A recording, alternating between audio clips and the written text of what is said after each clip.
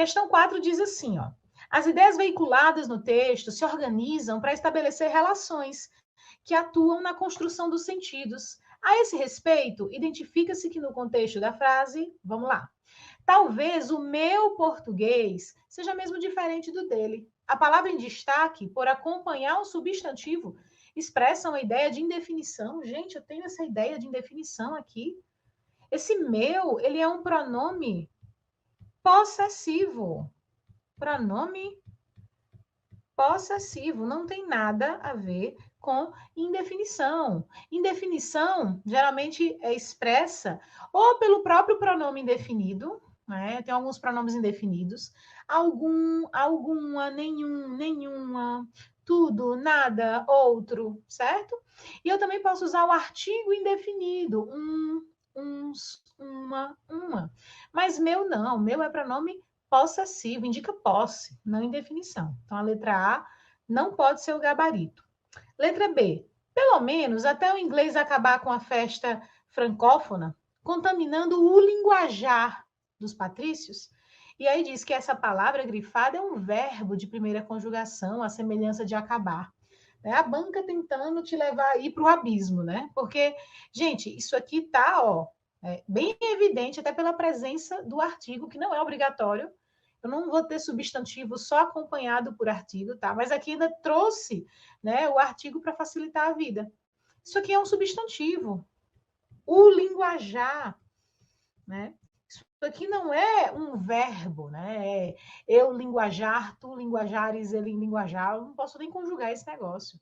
Isso aqui representa mesmo o quê? O linguajar, a forma de falar, o vocabulário, né? Então, isso aí representa uma coisa, né? O substantivo, nada de verbo. Primeira conjugação, é bom que você saiba, né? Primeira conjugação é aquela que é representada pelo AR, tá certo? Já estou vendo de vez em quando essa banca trazendo questões de conjugação, tá certo? De verbo. Então, é bom saber, né, o tipo de conjugação, é bom conhecer. Então, quando a gente tem um verbo terminado em AR, a gente diz que ele é de primeira conjugação. Quando ele é terminado em ER, a gente diz que é de segunda, ou OR. Quando ele termina em IR, a gente diz que ele é de terceira conjugação, certo? Então, linguajar, substantivo. Quero falar rapidinho, trazer uma dicasinha da conjugação. Só anote aí, por gentileza. Quando a gente diz que a palavra termina, né, com AR, vou até deixar aqui no canto para não ter perigo de dar nenhuma doideira. A gente diz que o verbo que termina em AR, ele é de primeira conjugação. Quando ele termina em R ou OR, conjugação. Quando ele termina em ER ou OR, representa a segunda conjugação. E quando ele termina em IR, terceira conjugação, certo? Conjugação.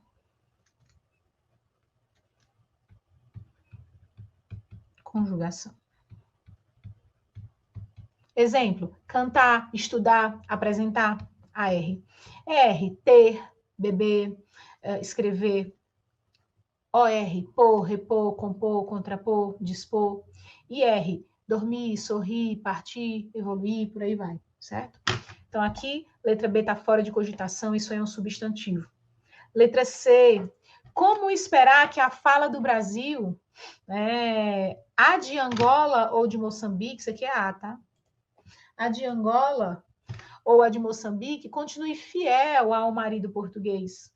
O termo sublinhado é um adjetivo, isso é verdade, mas ele não está qualificando o substantivo português. Quem é que vai continuar fiel? A fala. A fala do Brasil, de Angola, de Moçambique, continuará fiel, né? É como esperar que essa fala continue fiel.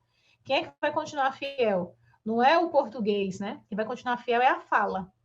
Gente, isso aqui é um contexto, né, em que ele cita o português, né, a raiz, digamos assim, e as falas são que evoluem, né, em outros países. Então, o nosso português aqui do Brasil, ele já não é idêntico ao de Portugal, ele tem variações, como em Angola, como em Moçambique. Então, é isso que ele quer dizer, da fala desses locais continuarem fiéis, né, aí, a o português, digamos assim, original, certo? Então, a letra C, ela está errada. Ela está errada. Vamos, então, a nossa letra gabarito tem que ser a letra D. Olha só. Sim, se olharmos para a Península Ibérica, algures no século VI, quando o espanhol e o galego, ambos derivados do latim, se escutavam por aquelas bandas, apenas o primeiro termo expressa a ideia de condição. Ó, se olharmos, né? Então, esse se com a ideia de condição, né? Caso, né? Caso olhemos. Então, se, caso. Então, realmente aqui há uma ideia de condição. Mas dá uma olhada no segundo trecho. Se olharmos para a Península Ibérica, né, quando o espanhol e o galego, derivados do latim, se escutavam por aquelas bandas, a ideia aqui é de eram escutados, viu? Esse se aqui é o que a gente chama de partícula apassivadora. Partícula apassivadora. Apassivadora. Então, eu não tenho realmente duas classificações idênticas. A primeira, apenas a primeira, traz a ideia de condição. E isso é verdade. A segunda não traz ideia de condição, ela é o que a gente chama de partícula apassivadora. A ideia é de eram escutados. O espanhol e o galego eram escutados por aquelas bandas. Eram escutados. Temos aqui hoje duas questões de flúor, tá? Uma de 2022, do ano passado, e uma de 2012. E essa de 2022 é bem atual e fala sobre o uso do dentifrício fluoretado. Então, questão número 1 da aula de hoje. O uso de dentifrício fluoretado para escovar os dentes, assim que eles irrompem na boca, tem sido pragmaticamente recomendado por associações e academias, tanto da área odontológica como médica no Brasil e exterior. E é verdade, né? Hoje a gente não recomenda mais dentifrício sem flúor, mesmo para crianças. Então, crianças pequenas, bebês, romper o dente, tem que escovar com dentifrício fluoretado com no mínimo 1.000 ppm de flúor. O que vai mudar é a quantidade que a gente põe na escova. Então, crianças muito pequenas, a gente coloca meio grão de arroz cru. Então, criança de 0 a 2 anos, meio grãozinho de arroz cru, de 2 a 4 anos, um grãozinho de arroz cru, né, a quantidade similar, e acima de 4 anos, do tamanho de um grão de ervilha. E nós adultos também não devemos usar uma quantidade muito grande. O tamanho de um grão de ervilha é suficiente para a escovação e o benefício contra as cáries. E aí a questão continua, né? É recomendado que o dentifrício usado para escovar os dentes contenha flúor em uma concentração mínima para ser eficaz. Qual a concentração mínima recomendada pelas evidências científicas? Falei durante a aula inteira para vocês. É 1.000 ppm de flúor. Então, tem que ter no mínimo 1.000 ppm. Ah, professora, mas tem dentifrício infantil com 500 ppm para crianças pequenas. Não tem efeito anticárie, efeito placebo. É a mesma coisa que usar dentifrício sem flúor. Para ter efeito anticárie, tem que ter no mínimo 1.000 ppm de flúor. Existem no mercado alguns dentifrícios específicos de 5.000 ppm, que só deveriam ser vendidos sob prescrição odontológicas, que é para paciente de alto risco a cárie, né, como pacientes que usam aparelho ortodôntico, mas eles não deveriam ser vendidos sem prescrição. Então, para ter benefício anticárie, no mínimo 1.000 ppm, que é a alternativa B. Lembrando que no Brasil, o máximo permitido pela legislação é 1.500 ppm de flúor, ok? Questão 2, essa é de 2012, tá? Ela diz o seguinte: atualmente há um consenso de que o flúor, importante para o controle de lesões cariosas, é aquele mantido constantemente na cavidade bucal. É capaz de interferir com a dinâmica do processo da doença cárie, reduzindo a quantidade de minerais perdidos quando o fenômeno da desmineralização. Isso que significa, exceto que, então a gente sabe que o flúor ele tem que ficar circulando, né, constantemente na nossa cavidade bucal, e a melhor forma de fazer isso é usando o dente frizz fluoretado, que você usa uma quantidade pequena de flúor, várias vezes ao dia, né, que seria 3 vezes ao dia, então ele mantém circulando, mantém ativo, e o nosso dente, ele sofre o processo desré a todo momento, ele ganha e perde minerais. O grande problema é quando ele mais desmineraliza que remineraliza, e é aí que vai agir o flúor.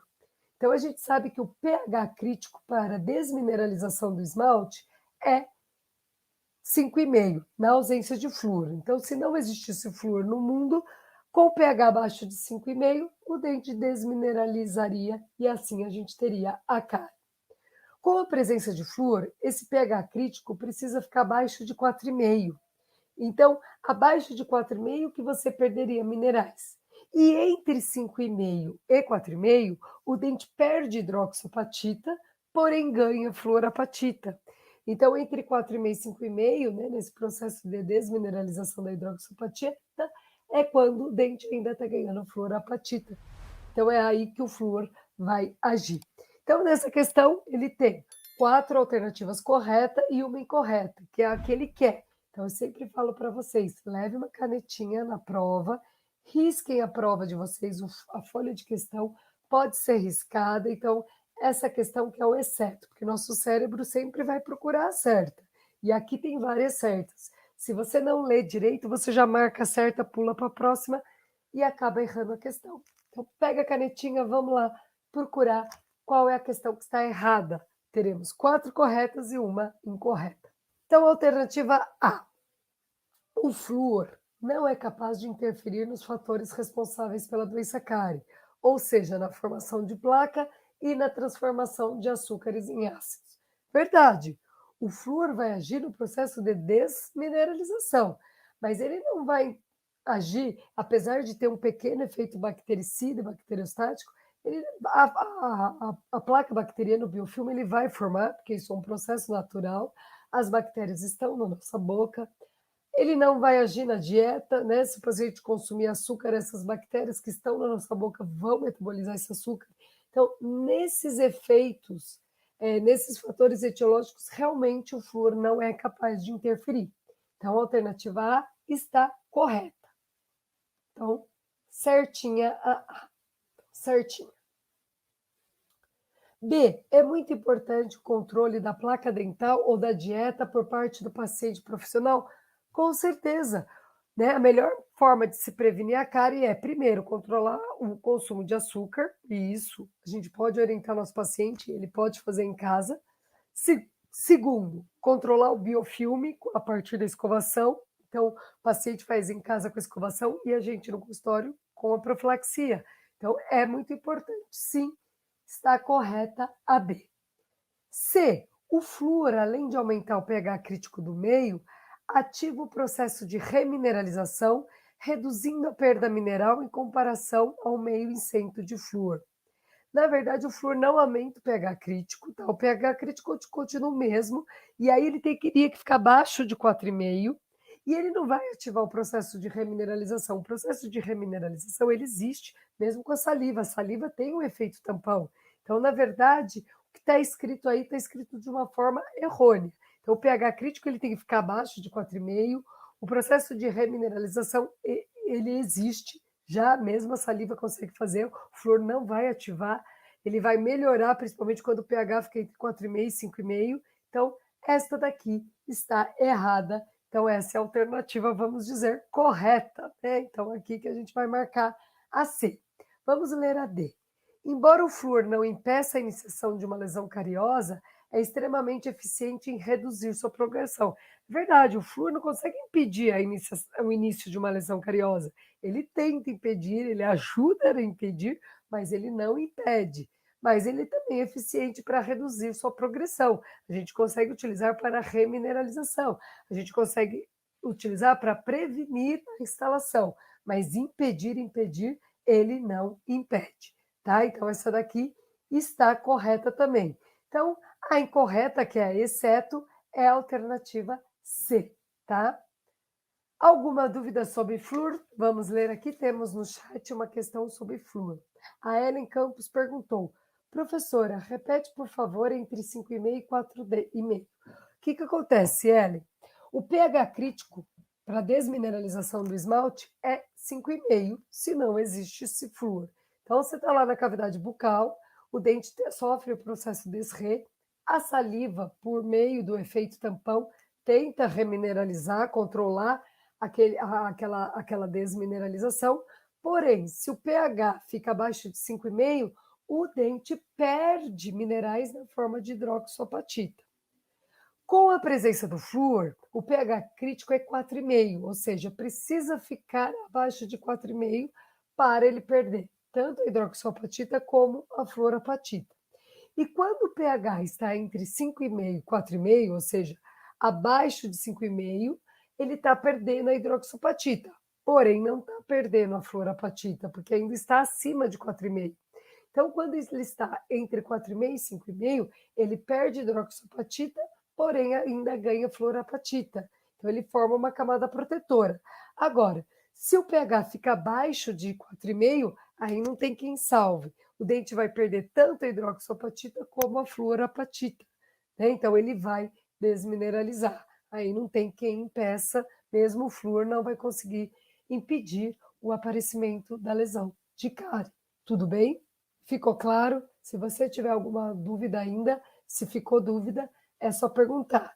Lembrando que para dentina o pH crítico é 6,5. Então, quando você tem dentina exposta, com o pH crítico abaixo de 6,5, você perde os minerais e tem a desmineralização da dentina, tá? Então, não podemos esquecer, pH crítico da dentina é abaixo de 6,5, do esmalte é abaixo de 5,5 na ausência de flúor e abaixo de 4,5 na presença de flúor, ok?